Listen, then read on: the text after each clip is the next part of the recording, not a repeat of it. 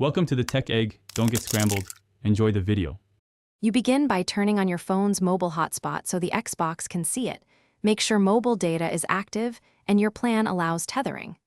Once done, set a clear SSID and a WPA2 password. Choose 2.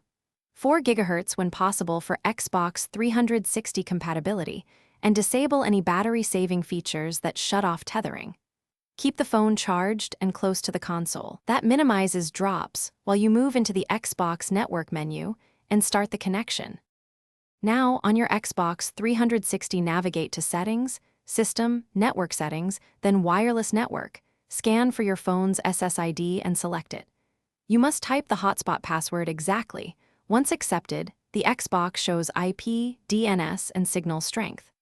Run the network connection test so you know whether the console received an IP and what NAT type it reports. Make sure to monitor the phone screen for any tethering permission prompts and keep the hotspot active while the test completes.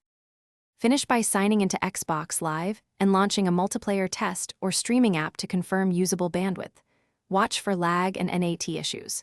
If performance is poor, reboot both phone and Xbox. Try switching hotspot band or lowering video quality, and consider setting a manual IP or custom DNS on the console.